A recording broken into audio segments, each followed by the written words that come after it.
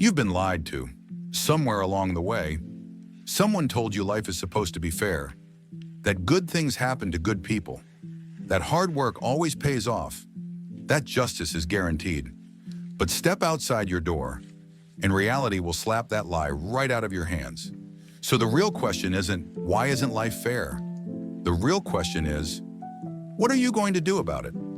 Life isn't fair, and it never pretended to be. From the moment we're born, we're handed different cards, some better, some worse. This uneven distribution of opportunity, intelligence, appearance, and social advantage is not a man-made flaw. It is a feature of nature itself. The world operates on hierarchies, patterns, and randomness. To expect equality in outcomes is to fundamentally misunderstand how complex systems function. Some people are born with gifts they didn't earn, others suffer tragedies they didn't deserve. This reality doesn't care about fairness, it simply is. Resisting this fact leads to frustration, understanding it leads to power. When people recognize that life is unfair, a common temptation is to fall into a posture of victimhood. It's a tempting place to stay. You are pitied, you are blameless, you are seen, but it is a cage because it removes agency. Once you believe the system, your family, your past, or even fate is entirely responsible for your suffering, you unconsciously surrender your ability to act. And once you do that, no progress is possible. Life feels easier in that state, but it becomes much harder in the long run.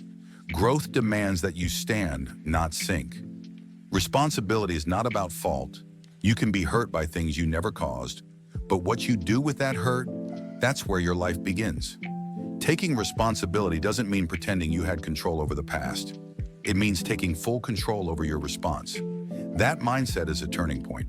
It's the moment you begin to become more than what happened to you. It's the seed of meaning, and eventually it's the root of resilience. Adversity, when faced voluntarily, becomes a training ground. It hardens you in the best sense. It teaches endurance, character, and even purpose. Unfairness forces you to dig deep, to build strength you didn't know you had. There's a profound psychological transformation that happens when a person chooses to confront suffering, not run from it, not blame others for it, but wrestle with it. What could have destroyed you instead remakes you. Adversity, when faced voluntarily, becomes a training ground. It hardens you in the best sense. It teaches endurance, character, and even purpose. Unfairness forces you to dig deep, to build strength you didn't know you had. There's a profound psychological transformation that happens when a person chooses to confront suffering. Not run from it, not blame others for it, but wrestle with it. What could have destroyed you instead remakes you. Much of our suffering stems not from our condition, but from comparing our condition to others. Comparison amplifies the sting of unfairness. Social media makes this worse.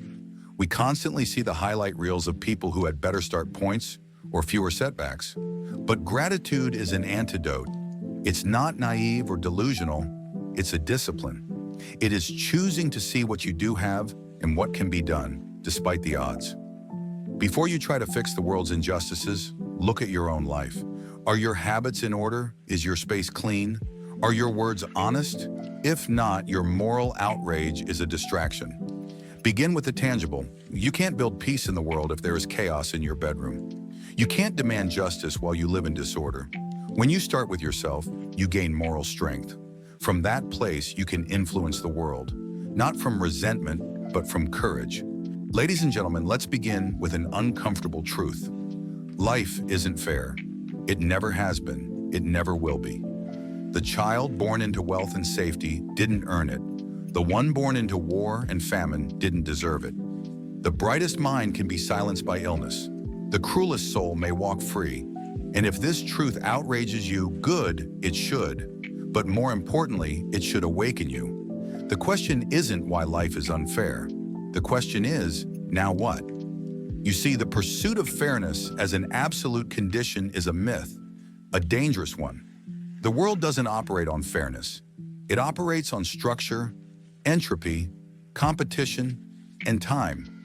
You weren't handed a manual. No one came down to guarantee your success. The terrain is uneven, some paths are smooth, others are uphill. through fire and ice. But it is your path, and that matters. Now you might say, but I didn't choose this. And you'd be right. But here's the painful truth. Even if you didn't cause the chaos, it's still your responsibility to confront it. That is the moment you stop being a victim. That's the point where your soul begins to stretch upward. Because unfairness is not just a curse, it's also a forge. Pressure shapes you. Adversity sculpts the raw material of who you are into something enduring if you don't crumble beneath it. The people you admire, the strong ones, the wise ones, they were often born in fire. Not comfort, not fairness, but in trials that would break the average spirit. The great tragedy is that so many people stay locked in the narrative of, I was wronged.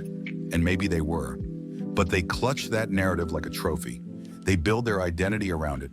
And slowly, it poisons them.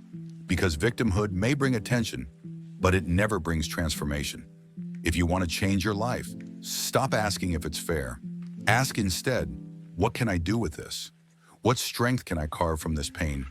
What lesson can I wrestle from this suffering?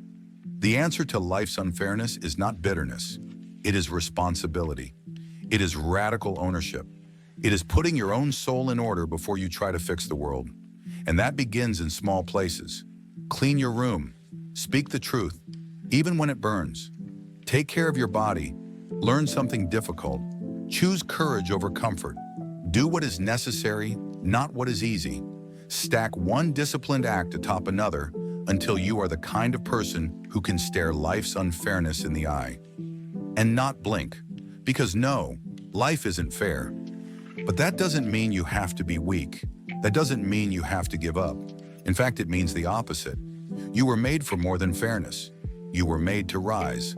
Life isn't fair, and it never will be. But that doesn't make you powerless. In fact, it means you have something far more valuable than fairness, the ability to choose. You can choose to rise above your circumstances, to turn pain into strength, to meet chaos with order, and to act with courage when excuses would be easier. Stop waiting for the world to level the playing field. Start building yourself into someone who can walk uphill and carry the weight. Because the truth is, the most powerful people you'll ever meet weren't made by fairness. They were made by fire, and they kept walking anyway.